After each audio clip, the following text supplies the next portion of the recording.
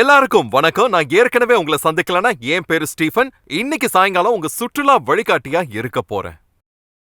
உங்க எல்லாரையும் பரலோகத்துக்கு வரவேற்கிறேன். இப்போதைக்கு இதுதான். உங்க டிக்கெட்ல நீங்க கவனிச்சீங்களான்னு எனக்கு தெரியாது. ஆனா பரலோகத்துக்கு போறதுக்கான தற்காலிகமான சின்ன பாஸ் தான் உங்க டிக்கெட். அத உங்களுக்காக என்னால மாத்த முடிஞ்சா நல்லா இருக்கும்னு நினைக்கிறேன். ஆனா அது என்னோட அழைப்பு இல்ல. ஆமா, அதோட இந்த இடம் உண்மையானதுதான். மேலும் எங்க இருக்கிறது, வாவ், அற்புதமான விஷயம். எப்பவுமே முடியாத ஒரு கல்யாண விருந்து போல சிறந்த இசை, அப்புறம் சிறந்த கலை மற்றும் நீங்க திரும்புற இடம் எல்லாம் அழகு நிறைஞ்சிருக்கு. நாம இங்க தேவன் செய்ய அனுமதிச்சிருக்கிற ஒரு விஷயம் என்னன்னா, சரி, நீங்க எப்பவாச்சும் அவரை பார்த்திருக்கீங்களா? என்ன மன்னிச்சிருங்க, கண்டிப்பா இல்ல. ஏன்னா ஏற்கனவே அவரை நீங்க பார்த்திருந்தீங்கன்னா அப்ப உடனே நீங்க அழிக்கப்பட்டிருப்பீங்க. புஃப், உடனடியா அழிக்கப்பட்டிருப்பீங்க கண்டிப்பா. இல்லனா அப்புறம் எப்பவாது. சரி, தேவன் நாம இங்க செய்ய அனுமதி தந்திருக்கிற ஒரு விஷயம், அது என்னன்னா அவரோட தனிப்பட்ட கதைகளை சொல்றதுக்கு அனுமதி கொடுத்ததுதான். இந்த அற்புதமான இந்த மாற்றத்தை ஏற்படுத்துகிற அனுபவங்களை உண்மையிலேயே அனுபவிச்ச இங்க இருக்கிற எல்லார்கிட்டையும் இருந்து நேரடிய விவரங்களை வாங்குறது கொஞ்சம் வேடிக்கையான விஷயமா தான் இருக்கு. ஒரு உதாரணத்திற்கு, அங்க பாருங்க, அந்த விலங்கோட வயிற்றுல துர்நாற்றம் வீசுற கடற்பாசி, அப்புறம் நாற்றம் எடுக்கிற மீனோட இருந்த அவரோட அந்த கதைய கொஞ்சம் கிராபிக்ஸோட சொல்றதை நீங்க கண்டிப்பா கேட்டே ஆகணும். யோனா காரியங்களை பற்றி சிந்திக்கிறதுக்காகவே தேவன் அவனை மீனோட வயிற்றுக்குள்ள ஒரு குறிப்பிட்ட நேரம் வைக்க வேண்டியது இருந்துச்சுன்னு சொல்றாரு. இப்ப என்ன பொறுத்த வரைக்கும் அதுக்கு முழுசா 3 நாட்கள் எடுத்திருக்காதுன்னு சொல்லுவேன். 5 நிமிஷத்துல அதோட துர்நாற்றத்திலையும் மீனோட கெட்ட நாற்றத்திலையும் நான் ரொம்ப சீக்கிரமாவே தெளிவாகி இருப்பேன். சரி, இது யாருன்னு தெரிஞ்சா உங்க கைகளை தூக்குங்க பார்க்கலாம்.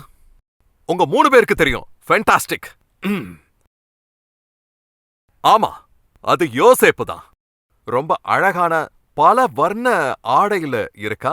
யோசேப்பு பற்றி ரொம்ப சுவாரஸ்யமான ஒரு சின்ன குறிப்பு, அவனுக்கு நிறக்குருடு இருந்துச்சு. உண்மை கதை. ஆமா, அவனோட பார்வையின் காரணமா அவன் ஆடைய பார்க்கிற நேரம் எல்லாமே அது சாம்பல் நிறத்துல தான் அவனுக்கு தெரிஞ்சது. ஆனா இங்க பாருங்க, அவனோட பார்வை சரியாயிட்டதுனாலதான் இப்ப நாம அதை நினைச்சு எல்லாருமே சிரிச்சுக்கிட்டு இருக்கோம். ஆனா அவன் உண்மையிலே ஒரு அதிர்ஷ்டசாலி தான். அவனை பத்தி பாட்டெல்லாம் கூட எழுதியிருக்காங்க. இங்க மேல நம்ம எல்லாருக்குமே ஒரு கதை இருக்கு. அப்புறம் இங்க என்னோடதும் இருக்கு. பாத்தீங்களா? அதுதான் நான். இயேசு சிலுவையில பாடுபட்டு உயிர் தந்தப்ப அவருக்கு பக்கத்துல தொங்குன குற்றவாளிகள்ல நானும் ஒருத்தன். இன்னைக்கு காலையில நான் பிசாசு கூட சாப்பிட்டேன். அப்புறம் இரவு உணவை ரட்சகரோட சாப்பிட்டேன். நான் எப்படி இங்க வந்தேங்கிறத உங்களுக்கு சொல்றேன்.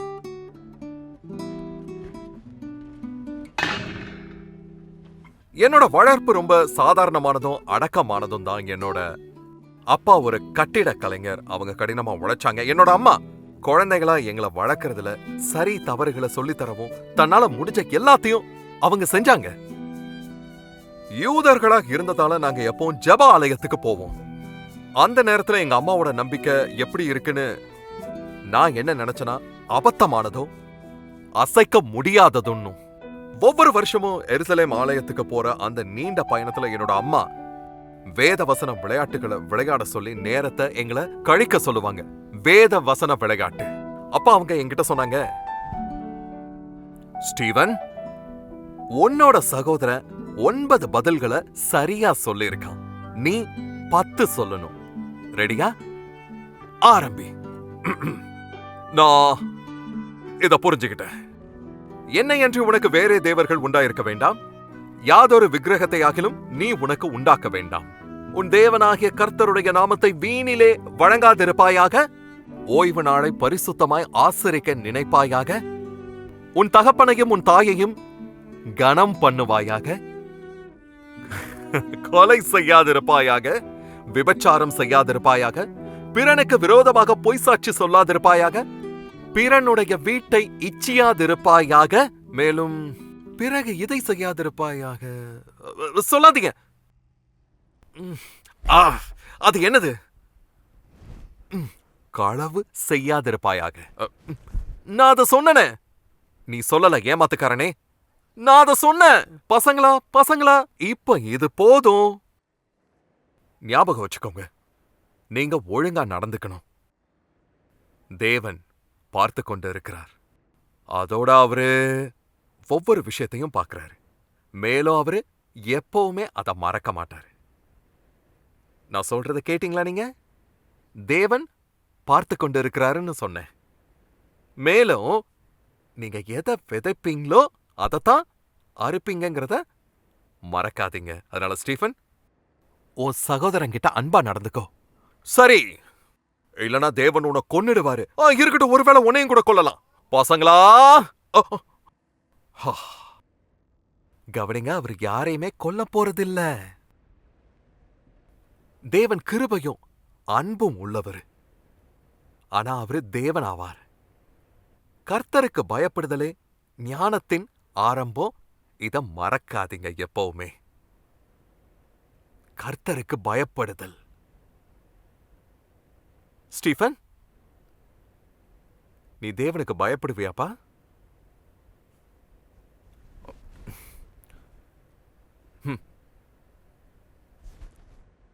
நான் தேவனுக்கு பயப்படுறேனா?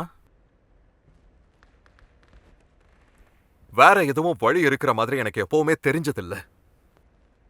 பெரும்பாலான குழந்தைகள் மாதிரியே எங்க அம்மா எனக்கு சொல்லிக் கொடுத்த எல்லாத்தையும் நான் நம்பினேன்.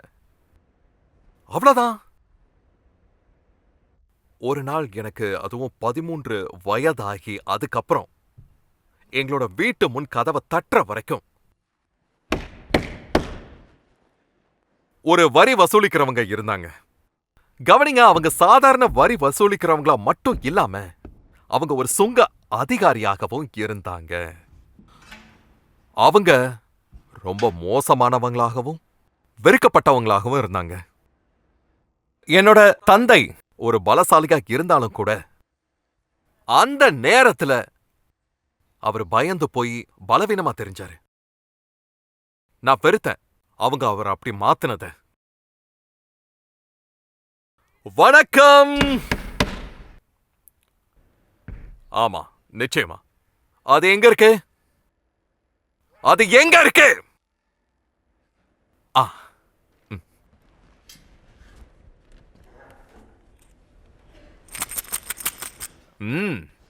இந்த மாசம் உங்களுக்கு ரொம்ப நல்லா இருக்கிற மாதிரி தெரியுதே.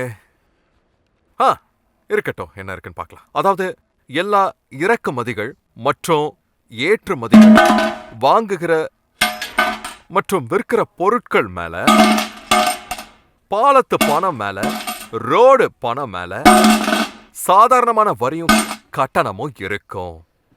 அதோட கண்டிப்பா கடைசியா கம்மியா இல்லைனாலும் துறைமுக கட்டணம் இருக்கும். எங்களுக்கு ரொம்ப பக்கத்துல இருந்த ஒரு நீர்நிலைனா அது ஒரு குளம்தான். பொதுவா எங்களை எப்பவுமே சுரண்டிக்கிட்டே இருந்தாங்க. அப்பவே நான் எங்க அப்பாவை போல இருக்க மாட்டேன்னு முடிவு செஞ்சேன். என்ன ஆனாலும் அவரை மாதிரி இருக்கவே கூடாதுன்னு முடிவு செஞ்சேன். வருஷங்கள் போக போக என்னோட மனக்கசப்பு ஆழமாச்சு. அதோட என் கேள்விகளும் அதிகமாச்சு. இப்ப நான் ஆலயத்துக்கு போனப்ப எங்க அப்பாவோட முகத்துல இருந்த அதே தோல்வி அடைந்த பார்வைய நான் அங்க இருந்த ஆசாரியனோட முகத்துல பார்த்தேன். என்ன தப்பா நினைக்காதீங்க.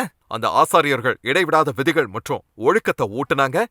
ஆனா ரோமானியர்களோட வெளிப்படையான அநீதி மற்றும் ஒடுக்குமுறை விஷயத்துல அவங்க என்ன செஞ்சுக்கிட்டு இருந்தாங்க? துர்நாற்றம் வீசுற விஷயமா இல்ல. கண்டிப்பா அப்படி இல்லவே இல்ல. நிஜ வாழ்க்கைன்னு வர்றப்ப ஆலயம் அது பொருத்தமே இல்லாததா தான் இருந்துச்சு. விதிகள் மற்றும் ஒழுக்கத்தை தவிர ஒண்ணுமே இல்ல. விரக்தியில இருந்துதான் கலகங்கிறது பிறக்கும். அது அப்படியே என் இதயத்துக்குள்ள வளர ஆரம்பிச்சது. அந்த ஆலயம்தான் என்னோட முதல் திருட்டு நடந்த இடம். அதாவது 15வது வயதுல மக்கள் தங்களோட பணத்தை உண்டியல்ல போடுறத பார்த்துக்கிட்டு இருந்தேன். அப்ப அங்க குறைந்த அளவே பாதுகாப்பு இருக்கிறத பார்த்து நான் அப்படியே ஆச்சரியப்பட்டுக்கிட்டு இருந்தேன். அவங்களுக்கு பணத்தை உள்ள போடுறது எவ்வளவு ஈஸியா இருந்துச்சோ அதே மாதிரி அதை வெளியில எடுக்கிறதுக்கும் எனக்கு ரொம்பவே ஈஸியா தான் இருந்தது. அப்பதான் நான் கண்ணுக்கு கண்ணுன்னு எனக்குள்ளேயே நினைச்சுக்கிட்டேன். புரியுதா? அதனால நான் பார்த்துக்கிட்டு இருந்து சரியான நேரத்துக்காக நான் காத்துக்கிட்டு இருந்தேன். மதிய வணக்கம். உங்களை பார்த்ததுல மகிழ்ச்சி.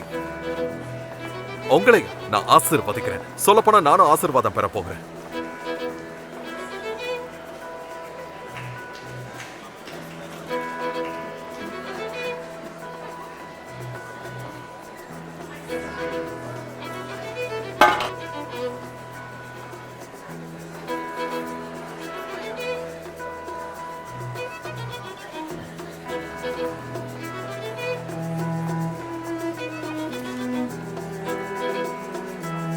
நான் அப்படி செஞ்சேன். அது தப்புன்னு எனக்கு தெரிஞ்சாலும் அத நான் செஞ்சேன். ஏன்னா அது ரொம்ப நல்லா இருந்துச்சு. மேல அத மறுபடியும் செய்யறது தான் எனக்கு மகிழ்ச்சியை தந்துச்சு. அதனால நான் செஞ்சேன். பேராசை இருக்கிற ஓநாய் மாதிரி எனக்கு எப்பவுமே திருப்தி வராது. அதுக்கப்புறம் இத ஒரு உன்னதமான நோக்கத்தோட ஒரு பெரிய சம்பளமா மாத்திரம் எப்படி இருக்கும்னு நான் யோசிச்சு பார்த்தேன். அதாவது வரி வசூலிக்கிறவங்களால பறிக்கப்பட்ட அந்த பணத்தை அதை எடுத்து நம்ம நாட்டு மக்களை விடுதலை செய்யணும்னு உதவி செய்யற சுதந்திர போராட்ட வீரர்களுக்கு கொடுக்கறதுக்கான ஒரு வழி தெரிஞ்சிச்சுன்னா எப்படி இருக்கும்? அது என்னோட நோக்கமா ஆச்சு. அப்ப ஒவ்வொரு தடவையும் நான் திருடுறப்ப அது போக போக ரொம்ப ஈஸியாச்சு. அது ரொம்ப ஈஸியாச்சு. ஆக நான் ரொம்ப திமிர் பிடிச்சவனாகவும் சோம்பேறியாகவும் ஆனேன். ஒரு திருட சோம்பேறி ஆகிறப்ப அந்த திருட பிடிபடுவான்னு அப்போ எனக்கு தெரியல. அதாவது ஒரு திருடன் திமிர் பிடிச்சவனாகவும் சோம்பேறியாகவும் மாறினா மாட்டிப்பான்னு. ரோமுக்கு எதிரான என்னோட கோபம் எனக்கு ஒரு புது நோக்கத்தையே தந்துச்சு. இன்னொரு விஷயம் எனக்கு தெரிய வந்துச்சு. இதே விஷயத்த செய்யறவங்கள பயமுறுத்துறதுக்காக அவங்க என்ன ஒரு உதாரணமா ஆக்க போறாங்கன்னு எனக்கு செய்தி கிடைச்சது. இது எல்லாமே அந்த காவலர் எனக்கு காலை உணவை கொண்டு வந்த அப்பவே ஆரம்பிச்சுச்சு. காலை உணவு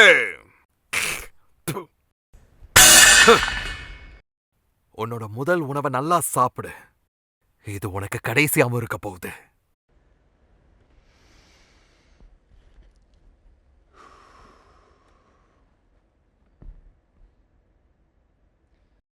இது எல்லாம் அவ்வளோதான். அந்த நாள்ல தான் நான் இறக்க போறேன். இது வேதனையான வலியோட ஒரு நாளா இருக்க போகுது. இருந்தாலும் எந்த பலவீனத்தையும் நான் காட்டவே மாட்டேன். ரோமர்களால என்னோட உடலை கிழிக்க முடியும், ஆனா எப்பவும் என்னோட ஆவிய யாராலையும் உடைக்கவே முடியாது. நான் எதிர்த்து போராடி இறந்து போவேன்.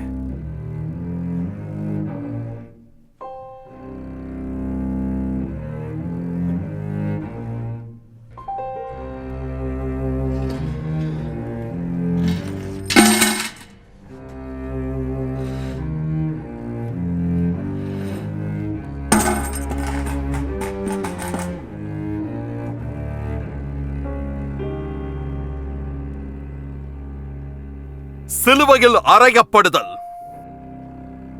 ஒரு சிலுவையும் பொருத்தப்பட்டாச்சு. அத அப்படிதான் அந்த ரோம பன்றிகள் அழைச்சதுங்க. சிலுவையில் அறையப்படுதல்.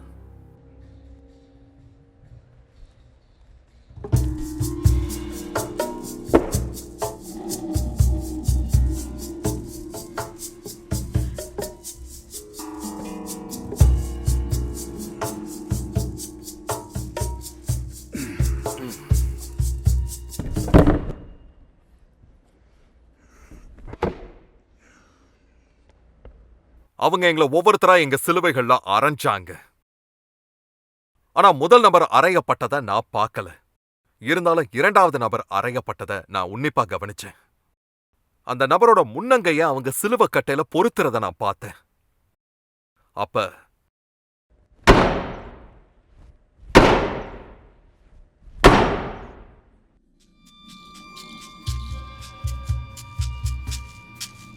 அதே காவலர் சொன்னதை நான் கேட்டேன். திருடர்களுக்கு இப்படித்தான் நடக்கும்னாரு. அதுக்கப்புறம் அது எனக்கும் நடந்தது.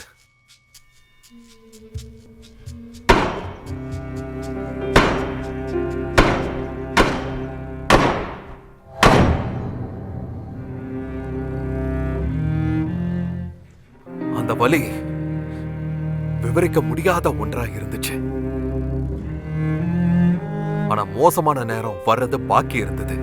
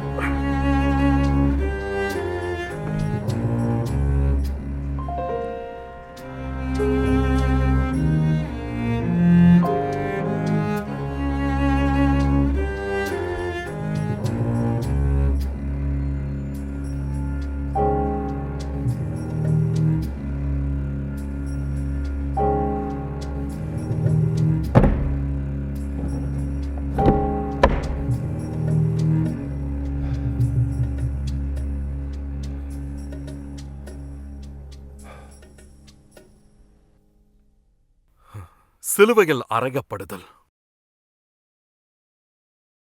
இது உண்மையிலே ரொம்ப நீளமான வேதனையான மரணமாகும். இதுக்கு பொதுவான காரணம் மூச்சு திணறல் தான். மார்பு தசைகளும் நுரையீரலும் ரொம்ப தாக்கப்பட்டதால பாதிக்கப்பட்டவங்களுக்கு சுவாசிக்கிறதுல ரொம்ப சிரமம் ஏற்படும். பொதுவா கொஞ்சம் கொஞ்சமா மூச்சு திணற ஆரம்பிக்கும். இருந்தாலும் என்னோட எடை என் கால்கள்ல இருக்கிறப்ப என்னால சுவாசிக்க முடியுங்கிறத நான் பார்த்தேன். அப்ப என்னோட கால்களை கீழே தள்ளுனப்ப அது எனக்கு வலிய தந்துச்சு. இருந்தாலும் என்னால சுவாசிக்க முடிஞ்சது. ஆக நான் என் எடைய இங்கேயும் அங்கேயும் கொஞ்சம் கொஞ்சம் மாத்திக்கிட்டு இருப்பேன். என்னோட கைகள்ல இருந்து தொங்குறதுக்கும் அப்புறம் என் கால்கள்ல அழுத்துறதுக்கும். எப்படி இருந்தாலும் அது ஒரு சித்திரவதை தான்.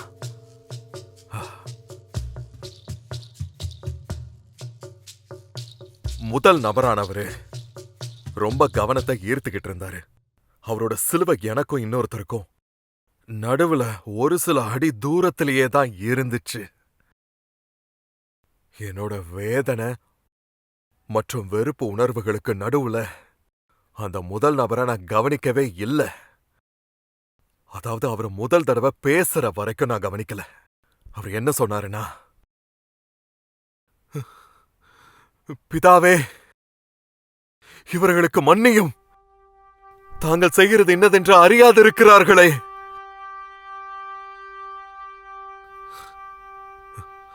இவர்களுக்கு மன்னியும். உண்மையிலேயே நீங்க என்ன இப்போ கிண்டல் பண்ணிட்டு இருக்கீங்க இல்லையா? அப்படித்தானே? இவங்கள மன்னியுமா?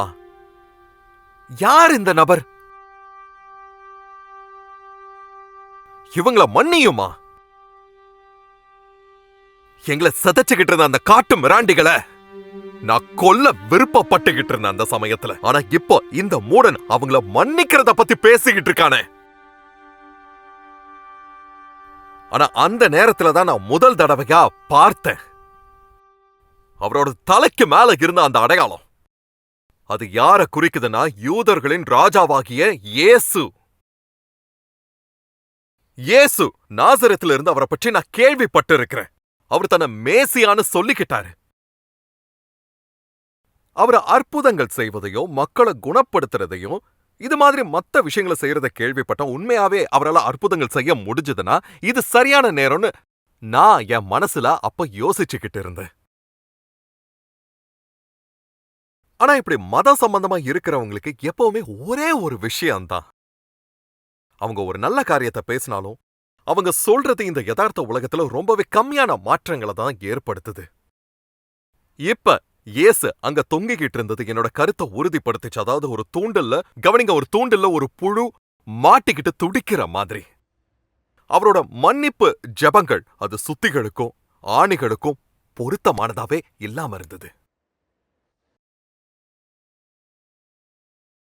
அந்த சமயத்துல என்னோட மனசோட ஆழத்துல நான் அவரை ரொம்பவே வெறுத்துக்கிட்டு இருந்தேன். அதோட நான் மட்டும் அங்க தனியா இல்ல. கீழே கூட்டத்துல இருந்து ஒருத்தன் கத்துனா, நீ தேவனுடைய குமாரனே ஆனால் சிலுவையில் இருந்து இறங்கி வாரும். மற்றவர்களை ரட்சித்தான், தன்னைத்தான் ரட்சித்துக் கொள்ள திராணி இல்லை.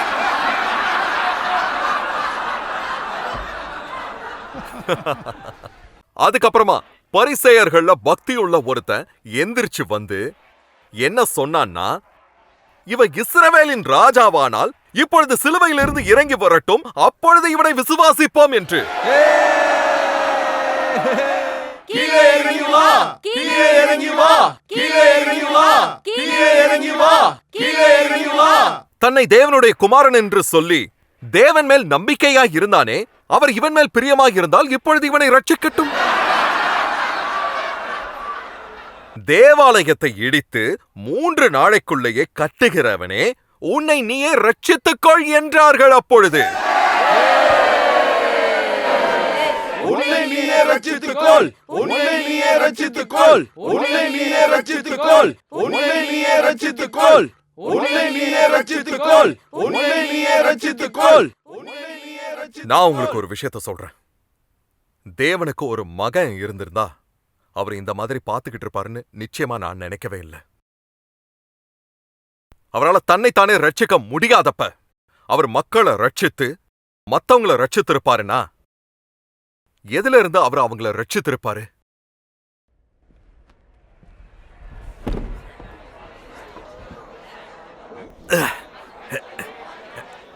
உன்னால நீயே ரட்சிக்க முடியலங்கிறப்போ நீ தேவனுடைய குமாரன் இல்லவே இல்ல. நீ ஒரு போலி. மக்களே நல்லா பாருங்க, இப்போ இதுதான் மதத்தின் ஒரு முகமாகும்.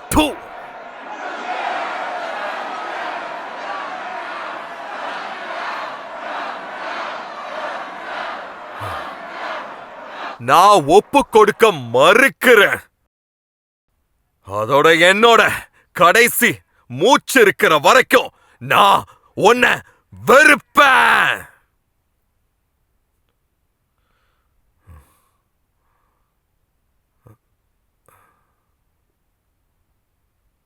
ஆனா ஏன்?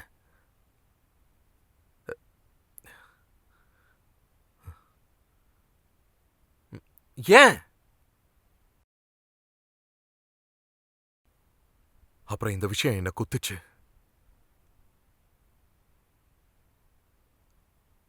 நான் தேவனை வெறுக்கிறேன். ரோமர்கள் தன்னோட ஜனங்களை ஆதிக்கம் செய்யும்படி அனுமதிச்ச அதே தேவனை வெறுக்கிறேன். வரி வசூல் பண்றவரு எங்க குடும்பத்தில இருந்து பணம் பறிக்க அனுமதிச்ச அதே தேவன், மரக்கட்டைகள்ல விலங்குகளைப் போல மக்கள் இருக்கிற உலகத்தை படைத்த அதே தேவனை வெறுக்கிறேன்.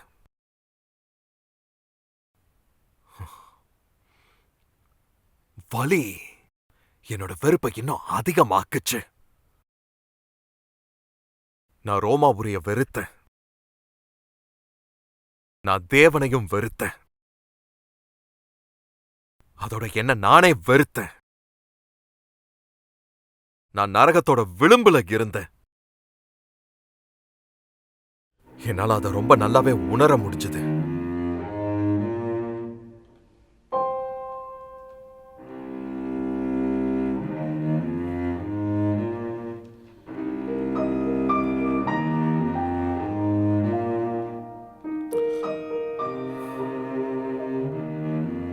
உண்மையாவே எனக்கு தெரியல. ஒரு விசித்திரமான அமைதி என்னோட ஆத்துமால வந்துச்சுன்னு மட்டும் என்னால உங்ககிட்ட சொல்ல முடியும். மேலும் முதல் முறையா என்னோட சூழ்நிலையை பற்றி ரொம்ப தீவிரமா நான் சிந்திக்க ஆரம்பிச்சேன். என் உயிர் அப்படியே நழுவிக்கிட்டு இருந்துச்சு. அது பூமியை விட்டு போய்கிட்டு இருந்ததை என்னால பார்க்க முடிஞ்சது. இதுக்காக நான் திட்டம் பண்ணவே இல்லை. நான் அதுக்காக தயாராகவும் கூட இல்லை. வெறித்தனமான கூட்டம் தொடர்ந்துகிட்டே இருந்துச்சு. அதனால அந்த சமயத்துல அந்த யூத ராஜாவை நான் நோக்கி பார்த்தேன். அவர் எப்படி பதில் சொல்றாருன்னு பார்த்தேன். அவர் பதில் சொல்லவே இல்லை. அவங்கள சும்மா பார்த்துக்கிட்டு இருந்தாரு. அவர் அவங்கள அப்படியே ரொம்ப உன்னிப்பா கவனிச்சுக்கிட்டு இருந்தாரு.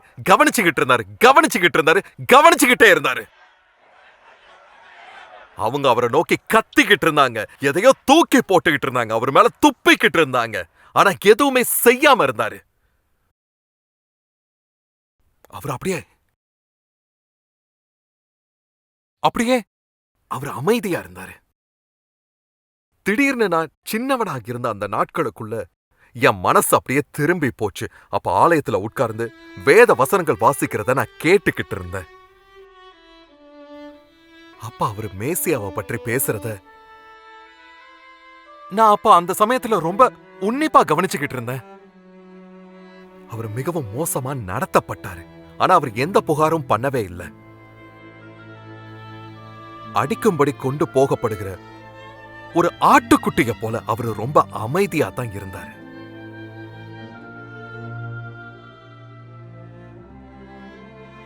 ஒருவேளை அவரு இவர்தான்னா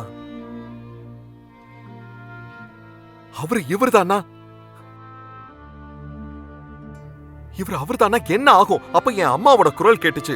ஸ்டீஃபன், கர்த்தருக்கு பயப்படுதலே ஞானத்தின் ஆரம்பம்னு சொல்லுவாங்க அவங்க. கர்த்தருக்கு பயப்படுதல். நான் எப்பவுமே தேவன் மேல நம்பிக்கை வச்சிருந்தேன். ஆனா தேவனை நம்புவதற்கும் அவருக்கு பயப்படுவதற்கும் ஒரு பெரிய வித்தியாசமே இருக்கு. நாங்க தேவனை நம்புறோம்னு சொல்ற நிறைய பேர் தங்களோட வாழ்க்கையில அவருக்கு ரொம்ப கம்மியான இடத்தை தான் தராங்க. ஆனா தேவனுக்கு பயப்படுதல்ங்கிறது நீங்க சொல்றதுலயும் நீங்க செய்யறதுலயும் அவருக்கு முக்கியத்துவம் தர்றது. நான் எப்பவுமே தேவனை அங்கீகரிச்சேன். ஆனா ஒருபோதும் அவருக்கு பயப்படவே இல்லை. நான் தேவனை விட்டு கொஞ்சம் தூரமா வாழ்ந்தேன். இப்ப நான் அவருக்கு பக்கத்துல தொங்கிக்கிட்டு இருக்கேன். ஆனா அவரை விட்டுட்டு தூரமா இறந்துகிட்டு இருந்தேன்.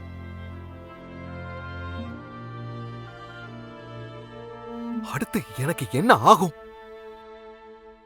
இங்கிருந்து நான் அப்படி எங்க தான் போவேன்? எனக்கு தெரியாது. பல வருஷங்களா அதை பற்றி நான் நினைக்கவே இல்லை. ஆனா இப்ப எதுவும் முக்கியமானதே இல்லை.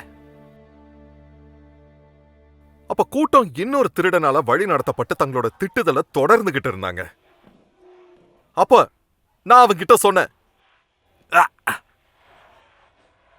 நீ தேவனுக்கு பயப்படுகிறது இல்லையா? நீ தேவனுக்கு பயப்படுகிறது இல்லையா? நாமோ நியாயப்படி தண்டிக்கப்படுகிறோம். ஆனால் இவரோ தகாத ஒன்றை நடப்பிக்கவில்லையே என்று சொன்னேன். அங்க இருந்த மத்த எல்லாத்தையும் மாதிரியே என் வார்த்தைகள் எனக்கு ஆச்சரியமா தான் இருந்தது. எல்லாத்துக்கும் ஒரு வாதத்தை வச்சிருந்த அந்த சமயத்துல ஆலயம் என்னை ஏமாத்துனதுனால நான் ஆலயத்தை நிராகரிச்சேன். நான் ரோமாபுரி கிட்ட இருந்து திருடினேன். ஏன்னா அவங்க என் கிட்ட இருந்து திருடின காரணத்தால. அந்த வாதம் மூலமா எதையும் என்னால நியாயப்படுத்த முடிஞ்சிச்சு. நான் நல்லவனா இருந்தேன், அவங்க தான் கெட்டவங்களா இருந்தாங்க. நான் சரியா இருந்தேன், அவங்க தான் தப்பா இருந்தாங்க. நீங்க என் கிட்ட இருந்து எடுக்கிறீங்க, சரி என்னன்னு கண்டுபிடிங்க, நான் உங்க கிட்ட இருந்து எடுக்க போறேன்.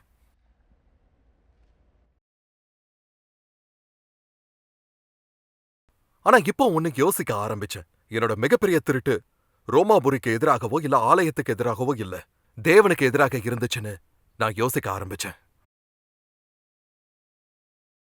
கடவுள் தந்த வாழ்க்கைய நான் எனக்காக வாழ்ந்து முடிச்சிட்டேன். நான் விரும்புறத நான் செய்யலாம், அவர் நல்லவர்னு அங்கீகரிச்சா மட்டும் போதும்னு என் வாழ்க்கைய நான் வாழ்ந்தேன். ஆனா இப்போ ரத்தம் சொட்ட சொட்ட உயிர் போக நான் தொங்கிக்கிட்டு இருந்தப்ப ஒரு விஷயம் நான் அப்ப தெரிஞ்சுக்கிட்டேன். அதாவது நான் நன்மைய விட்டோம் தேவனை விட்டு ரொம்ப தூரமா இருந்தது.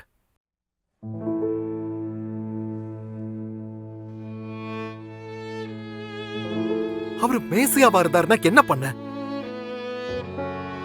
அவர் தேவனோட குமாரனாக இருந்தா என்ன பண்றது? அவர் மத்தவங்களை ரட்சித்தாருன்னு கூட்டம் சொல்றத நான் கேட்டேன். அதனால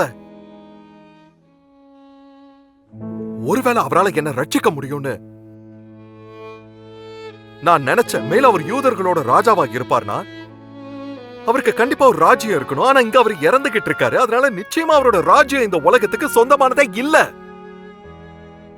அப்ப அவர் மாம்சத்துல வந்த தேவனா இருப்பாருன்னா நிச்சயமா அவர்தான் கிறிஸ்துவா இருக்கணும்.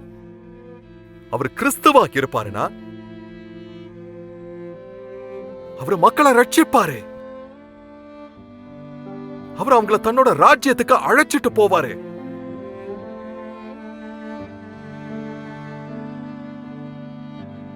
ஒருவேளை அவரால் என்ன ரட்சிக்க முடியும்.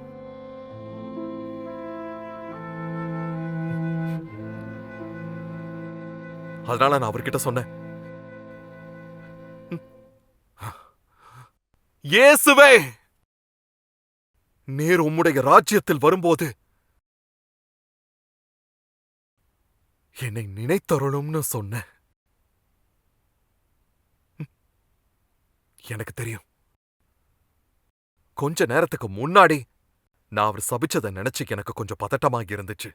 ஒருவேளை அவர் தன்னோட ராஜ்யத்துல வர்றப்ப நான் நிச்சயமா முடிஞ்சு போயிருவேன்னு எனக்கு தோணுச்சு. கண்டிப்பா என் கதை முடிஞ்சிரும்னு தோணுச்சு. உண்மை என்னன்னா, நான் ஏற்கனவே முடிச்சதா தான் நினைச்சேன். ஆனா அப்பா அவரோட வார்த்தைகள் ஞாபகம் வந்துச்சு. பிதாவே, இவர்களுக்கு மன்னியும், தாங்கள் செய்கிறது இன்னதென்று அறியாதிருக்கிறார்களேன்னு. அவர்களை மன்னியும்.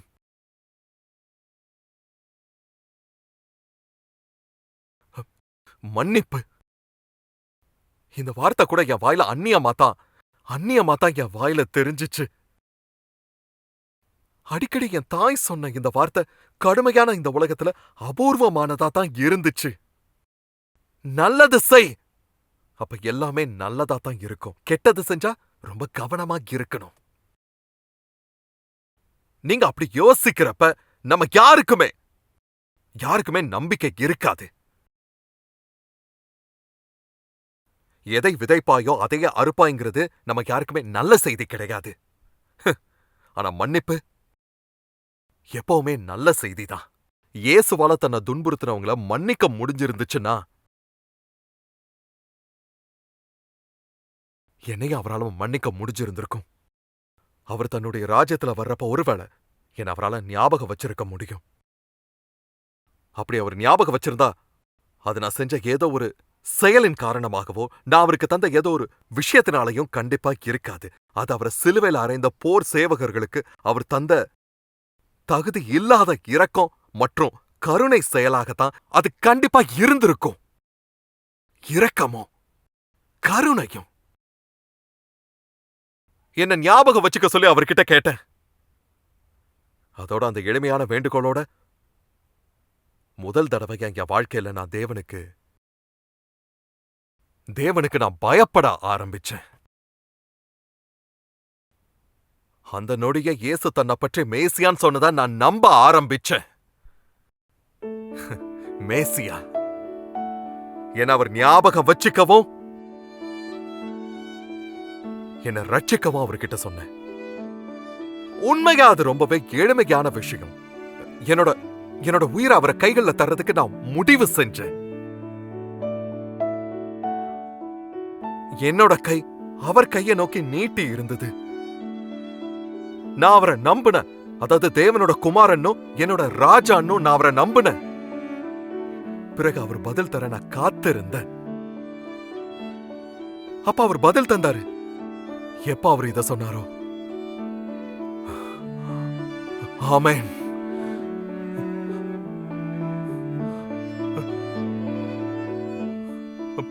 ஆமென்.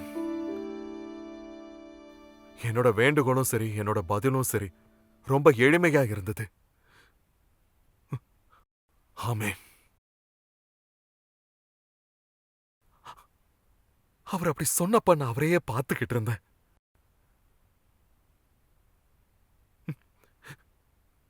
நான் அவரோட வீங்கின அந்த சிதைந்த முகத்தை பார்த்தப்ப என்னால உண்மையாவே அவரோட கண்கள்ல மகிழ்ச்சியை பார்க்க முடிஞ்சது. மகிழ்ச்சி.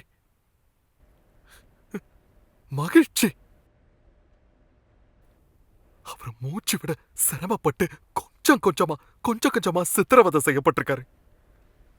அப்ப அவர் என்கிட்ட என்ன சொன்னாருன்னா, ஆமென், ஆமா, நான் உன்னுடனே இருக்கிறேன், அது நிறைவேறும்னாரு. ஒருவேளை அவர் இப்படி சொல்லியிருந்தா நான் ஆச்சரியப்பட்டிருக்க மாட்டேன். ஸ்டீஃபன், பரலோக ராஜ்யம் உன்னை போன்ற மனிதர்களுக்கு கிடையாதுன்னு. ஆனா அது அவரோட வழி இல்லவே இல்ல. அதுக்கு பதிலா அவர் மகிழ்ச்சியா என்னோட ஜெபத்தை ஏத்துக்கிட்டு என்னோட நிலைப்பாட நான் அவருக்கு முன்னாடி வச்சது மாதிரி அவரோட நிலைப்பாட என்கிட்ட வச்சாரு. நான் இயேசு கிட்ட என்ன ரட்சிக்கும்படி கேட்டேன். அவர் என்ன ரட்சித்தாரு. அதுவும் இலவசமா, சந்தோஷமா, எந்த தயக்கமோ எந்த நிபந்தனையோ இல்லாம. அதுக்கப்புறமா கொஞ்சமா நிறுத்தி ஆமேன்னு அவர் சொன்னதோட சேர்த்து உண்மைய சொல்றேன்னு சொன்னாரு. இன்றைக்கு நீ என்னுடனே கூட பரதீசில் இருப்பாய் என்றார்.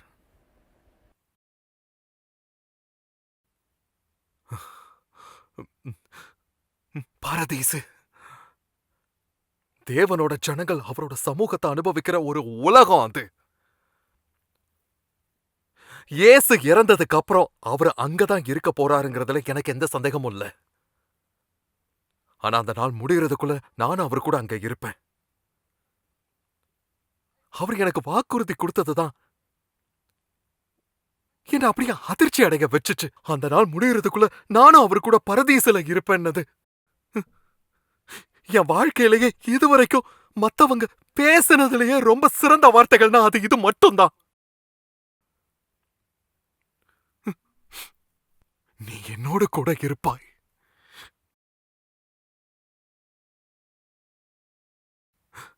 நேரம் போக போக சூரியன் ரொம்ப அனலாகி என்னோட பார்வைய மங்களாக்குச்சு.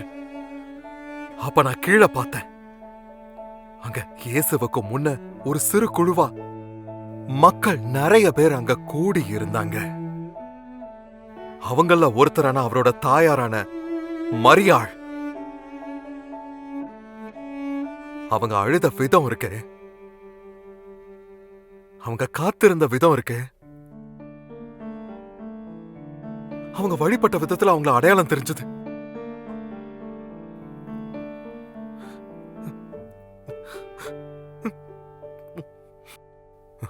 ஒரு தாயா அன்னைக்கு அவங்களோட குமாரன் இவ்ளோ கஷ்டப்படுறத பாக்குறது அவங்களுக்கு எப்படி இருந்திருக்கும். அவங்களுக்காக நான் இறக்கப்பட்டேன். எனக்கு இரக்கம் இருக்கு. என்னோட வழிகள்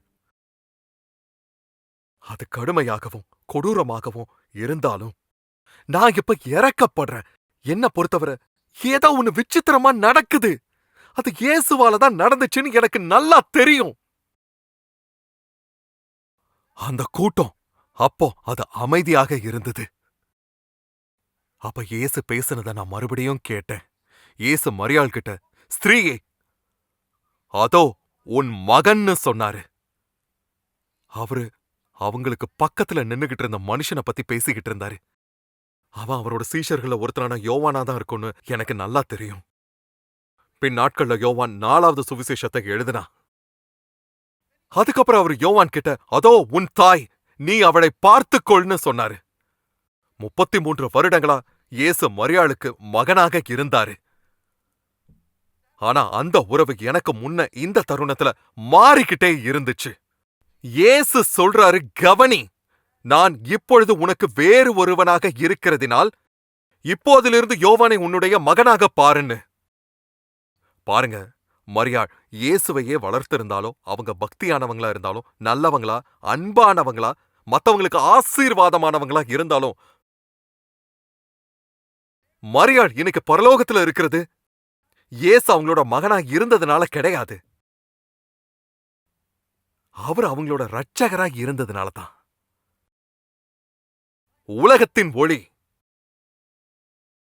அதுக்கு பிறகு இருள், உடனடியானதும் முழுமையானதும். இது கிரகணம் கிடையாது. தேவன் வெளிச்சத்தை அத அணைச்சிட்டாரு. அவரோட நியாய தீர்ப்பின் ஒரு அடையாளம். தேவனோட நியாய தீர்ப்பு நிச்சயமா இயேசுவை சிலுவையில அறைஞ்ச போர் வீரர்கள் மேலையும் அவருக்கு தண்டனை தந்த தலைவர்கள் மேலையும் வந்திருக்கணும். ஆனா அது நடக்கல. தேவனோட நியாய தீர்ப்பு அவரோட குமாரன் மேலதான் வந்துச்சு. நான் நம்பிக்கை வச்சிருக்கிறேன், அவரோட குமாரன் மேல வந்துச்சு. எனக்கு பரதீச வாக்கு பண்ணின அவரோட குமாரன் மேல வந்துச்சு. இயேசு தேவனோட நியாய தீர்ப்புக்கு கீழே இருப்பாருனா அப்ப எனக்கு என்ன நம்பிக்கை இருக்கு? என்னோட தலை அப்படியே சுத்துச்சு. எனக்கு கேள்விகள் இருந்துச்சு. அதுக்கப்புறம் எங்க இருந்தோ வேதனையான அழுகுரல் வந்துச்சு. இயேசு அப்ப சொன்னாரு, என் தேவனே, என் தேவனே, ஏன் என்னை கைவிட்டீர்? இயேசுவே கைவிடப்பட்டுட்டாருனா அப்ப அவருக்கு பரலோகம் இருக்காது, எனக்கும் அது இருக்காது. அப்படின்னா இறந்ததுக்கு அப்புறமா நான் தேவனோட நியாய தீர்ப்பை எதிர்கொள்ள வேண்டியது இருக்கும். ஆனா இயேசு எனக்கு நான் பரதீசுல இருப்பேன்னு தன்னோட வாக்குறுதியை தந்திருக்காரு. அப்ப யாரு என்னோட நியாய தீர்ப்பை ஏத்துக்க போறாங்க? அவரு எனக்கு தந்த வெகுமதிகளுக்குள்ள நான் போக யார் என்னோட நியாய தீர்ப்பை தாங்க போறாங்க? அவருதான் என்னோட நியாய தீர்ப்பை சகிக்க போறாரு. அவருதான் என்னோட பாவத்தை சுமக்க போறாரு. அது எல்லாத்துக்கும் மேல இயேசு இந்த நேரத்துல தன்னை நம்புற எல்லாரோட பாவங்களையும் தான் மேல அவர் ஏத்துக்கிறாரு. அவர் அவங்களோட குற்ற உணர்வுகளையும் நியாய தீர்ப்பையும் முழுமையா சுமப்பாரு. இதுக்காக தான் அவர் குத்தப்பட்டாரு. இதுக்காக தான் அவர் நொறுக்கப்பட்டாரு. இது எல்லாமே எனக்காகத்தான். என்ன மாதிரியான பாவிகளுக்காகத்தான். அவரு இல்லாம நான், இயேசு இல்லனா நான் என்னோட சொந்த பாவத்தை என்னோட சொந்த மரணத்துல சுமந்து சர்வ வல்லமையுள்ள தேவனுக்கு முன்ன நான் நேருக்கு நேர் இருந்திருப்பேன். ஆனா இயேசு என் மரணத்துல என் பாவங்களை நான் சுமக்காம இருக்க, தன்னோட மரணத்துல அவர் என்னோட பாவங்களை சுமந்துகிட்டாரு. என்னோட சுயநினைவு வர்றதும் போறதுமா இருந்துச்சு. அதுக்கப்புறம் நான் இயேசுவோட குரலை மறுபடியும் கேட்டேன்.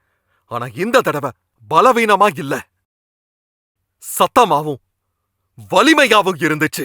அப்ப அவர் சொன்னாரு, எல்லாம் முடிந்தது. பிதாவே, உம்முடைய கைகளில் என் ஆவியை ஒப்புவிக்கிறேன்னாரு. மனுஷங்க இறக்கிறப்ப அவங்களோட குரல் இருக்கே, கிசுகிசுப்பு மாதிரி பலவீனமா மாறும். ஆனா அவரோட குரல்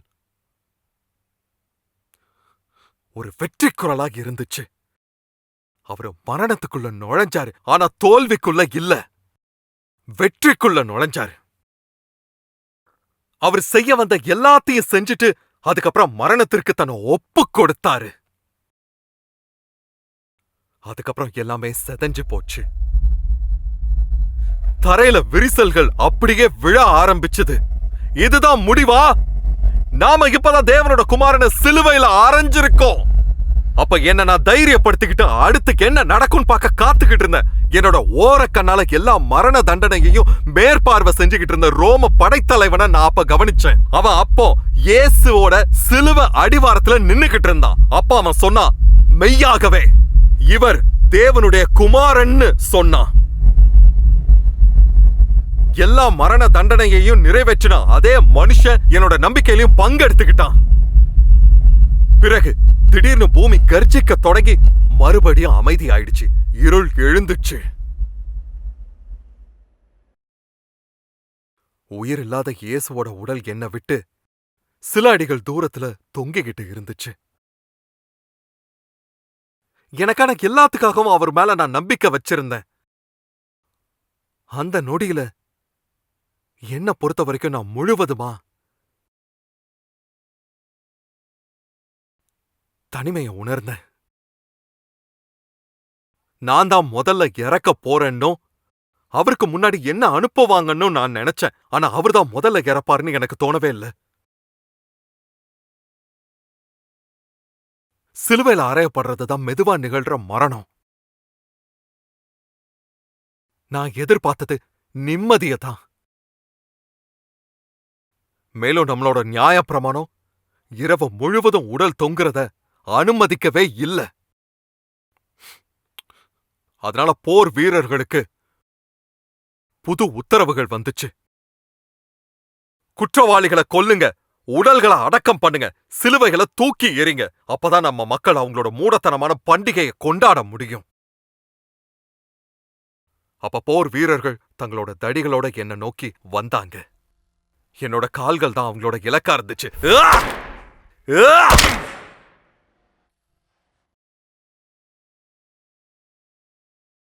என்னோட கால்களோட உதவி இல்லாம நான் சுவாசிக்கிறதுக்கு என்னோட உடலை தூக்க என்கிட்ட பலமே இல்லாம இருந்தது.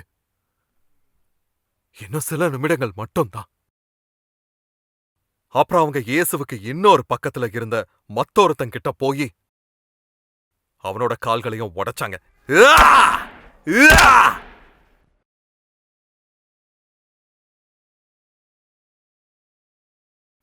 அதுக்கப்புறம் அவங்க இயேசு பக்கம் திரும்பினாங்க. அப்ப ஒரு காவலன் சொன்னா அவர் ஏற்கனவே இறந்துட்டாரு. அதுக்கு இன்னொரு காவலன் சொன்னா, இருக்கட்டும், அதை உறுதிப்படுத்துறது நல்லதுன்னு. நாம சந்தேகப்படாமலாம் இருக்க முடியாதுன்னா.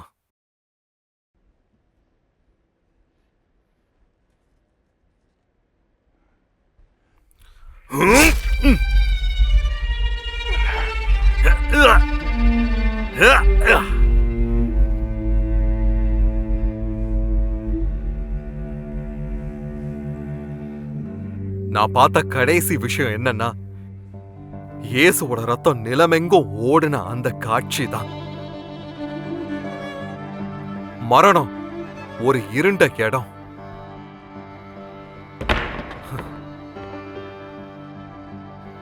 ஆனா இயேசு ஏற்கனவே அது வழியா கடந்து போயிட்டாரு. மேலும் அதை எனக்கு பாதுகாப்பானதாவும் ஆக்கிட்டாரு.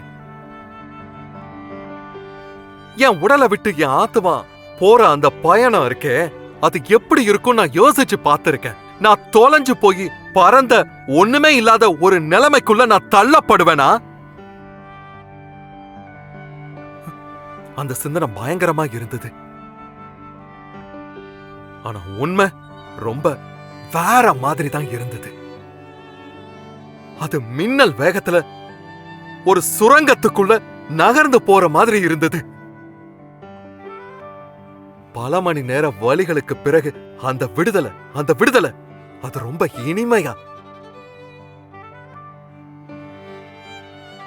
இனிமையா இருந்தது. அந்த நொடியில நான் யாரும் இல்லாம தனிமையா இல்ல. நான் கூடவே அழைத்து போகப்பட்டேன். நான் கொண்டு போகப்பட்டேன்.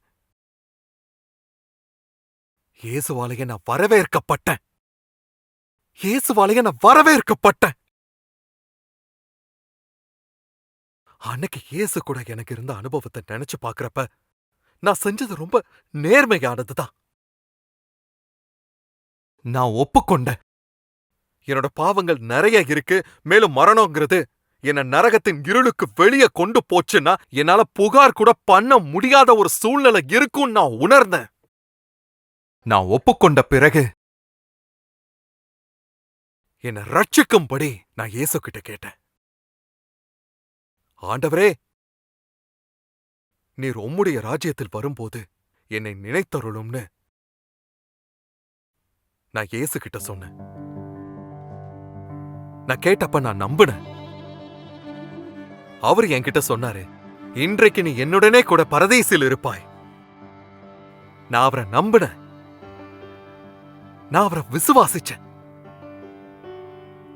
அவர் தன்னோட வார்த்தையை காப்பாத்தினாரு. இப்ப நான் எங்க இருக்கேன்? அதனால இதுதான் என்னோட கதை. இதுதான் வேடிக்கையான பகுதி. பரலோகத்துல இருக்கிற எல்லாத்திலுமே அவர் என்ன உங்களுக்கு சுற்றுலா வழிகாட்டியா தேர்ந்தெடுத்திருக்காரு. இது ஒரு விதமான வேடிக்கைத்தனம். ஏன்னா நான் என் வாழ்க்கை முழுக்க நிறைய செஞ்சிருக்கேன். அதாவது நான் நிறைய விஷயங்களை செஞ்சேன். பரலோகத்துக்குள்ள நுழையிறது இயேசுவத்தான், இயேசுவ மட்டும்தான் சார்ந்து இருக்குங்கிறத என் கதை நிரூபிக்குது. இயேசு என் மனசை ஜெயிச்சாரு, மேலும் என் இதயத்தை கவர்ந்தாரு, மேலும் என்னை ரட்சித்து தேவன் கூட ஒப்புரவும் செய்தாரு. அங்க சமரசம் பண்ணுதல் அந்த வார்த்தை இருக்கு. இது லத்தீன் மொழி. இதோட அர்த்தம் ரெக்கன்சிலியர். ரேனா மீண்டும் மறுபடியும், கன்சிலியர்னா ஒப்புரவு செய்தல்னு அர்த்தப்படுது. ரெக்கன்சிலியர் மீண்டும் ஒன்றாக கொண்டு வருதல் அல்லது மீண்டும் ஒன்றாக இருத்தல்னு அர்த்தப்படுது. இது எனக்கு ஒரு விஷயத்தை ஞாபகப்படுத்துது. அந்த ஓவியத்தோட மீதி பகுதியை உங்களுக்கு காட்ட விருப்பப்படுறேன். இது எனக்கு ரொம்பவே பிடிச்ச ஒரு ஓவியம். இதோட தலைப்பு ஒப்புரவு செய்தல். இதுதான் நான். அப்புறம் இதுதான் இயேசு. என பரலோகத்துக்குள்ள வரவே இருக்கிறாரு. இத போன வாரம் தான் வரைஞ்சாங்க தெரியுமா? எவ்வளவு அருமையா இருக்கு. தேங்க்யூ. நண்பர்களே, பரலோகம்தான் நான் இதுவரைக்கும் அனுபவிச்சதுலயே மிக சிறந்த மகிழ்ச்சியா இருக்கு. பூமியில உங்களோட ரொம்ப சந்தோஷமான தருணத்தை நினைச்சுக்கோங்க. அதுக்கப்புறம் அதை மில்லியன் மடங்கு பெருக்கி, அதுக்கப்புறம் அதை என்றென்றும் அதை நிலைக்க வச்சுக்கோங்க. அது அற்புதமானது.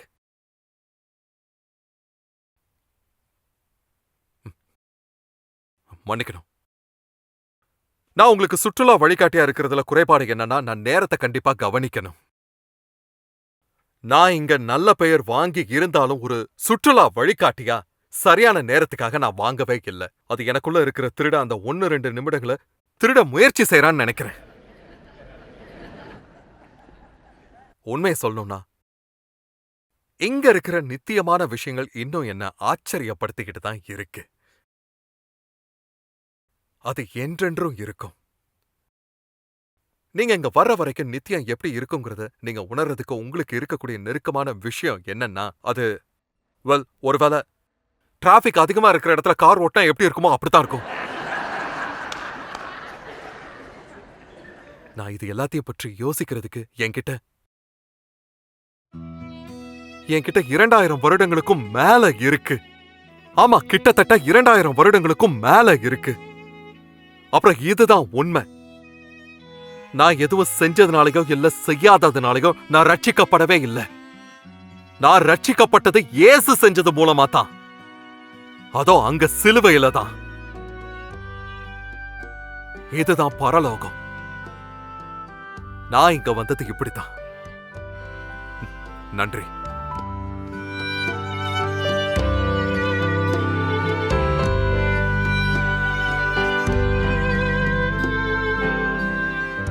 இயேசு கிறிஸ்துவின் இனிய நாமத்தில் உங்களை வாழ்த்துகிறேன். பரலோகம் நான் எப்படி இங்கு வந்தேன் என்கிற புத்தகத்தின் ஆசிரியரான காலின் ஸ்மித் என்னுடைய மென்டர்.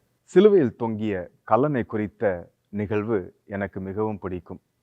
காரணம், யாரெல்லாம் இயேசுவிடம் வருகிறார்களோ அவர்களுக்கு நம்பிக்கை உண்டு என்பதை அது காண்பிக்கிறது. சிலுவையில் தொங்கிய கல்லன் பரலோகத்தில் பிரவேசிப்பான் என்று யாராவது யோசித்திருப்பார்களா? அவனுக்கு 10 கற்பனைகளையும் அறிந்திருக்க வாய்ப்பு உண்டு.